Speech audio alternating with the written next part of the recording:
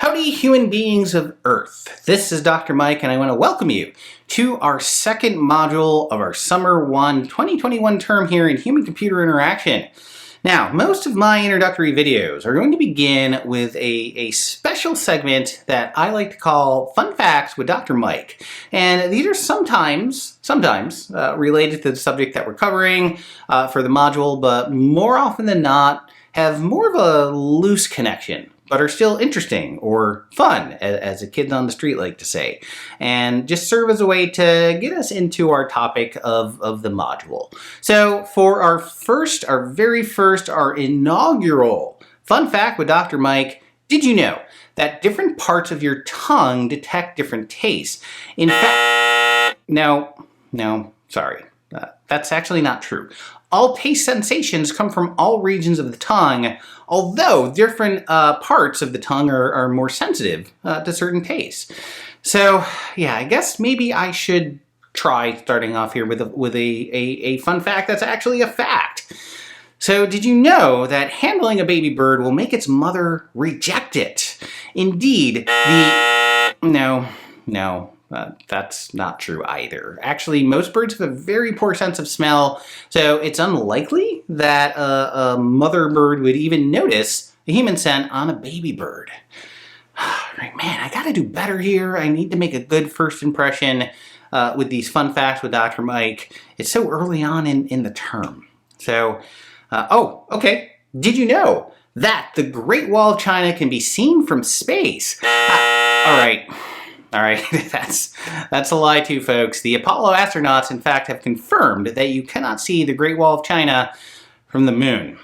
So, how about, did you know that dropping a penny off the Empire State... Okay, that's also a lie. Did you know that you should never wake a sleepwalker? Okay. Well, clearly, maybe you figured this out already. I'm trying to make a point here, folks. And, I can't blame you for not trusting me now, but here's where we really get to the point of all of this. And that's that these are quote-unquote facts that I thought we all knew. But really, they're more commonly believed falsehoods. That is not true, but we kind of, as a society, have come to think that for some reason they are. So that brings the question of, how do we know what's true? What is actually a fact? How do we know what we know? That, my friends, is the underlying theme for this module of human-computer interaction. We'll be focusing on evaluation, which largely has to do with creating, deciphering, or verifying facts. In our case, that fact, or those sets of facts that we're trying to create, decipher, or verify, is whether or not a user interface is usable. And I've created a series of 3 videos on this subject that I'm going to be asking you to review for this module.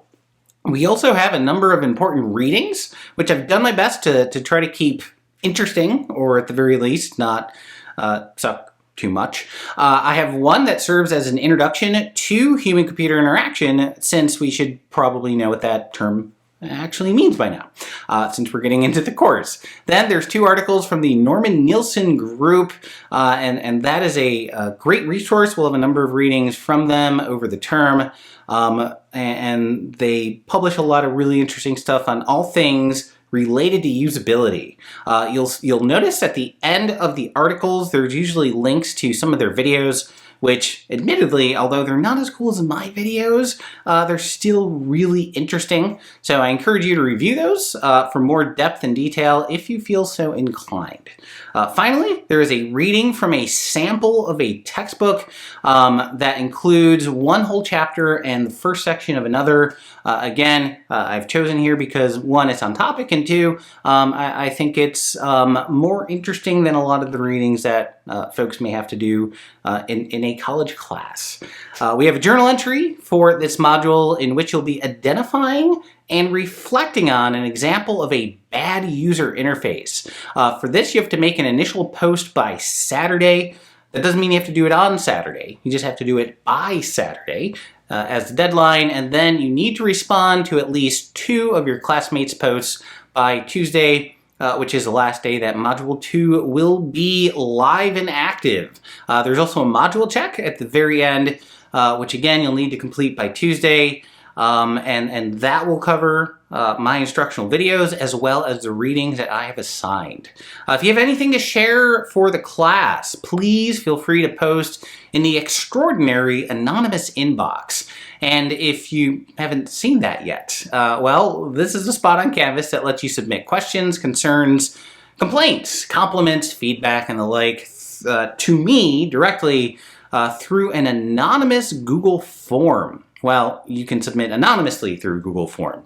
The form itself is not anonymous, as it's a Google form.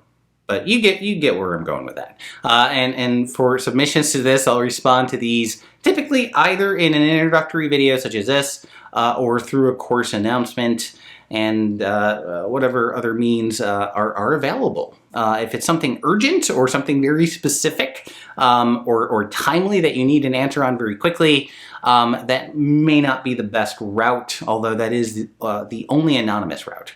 So that's it for now, folks. I hope you're enjoying the course so far. I know it's early days, but at the very least, I hope you're not hating it. I hope you find it interesting and engaging. So until next time, please stay safe, stay healthy, and stay awesome. Thanks for watching.